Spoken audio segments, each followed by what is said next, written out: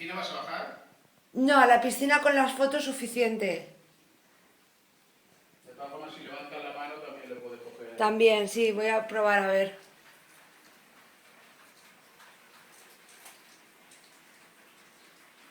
Cuando ese que mala imagen da.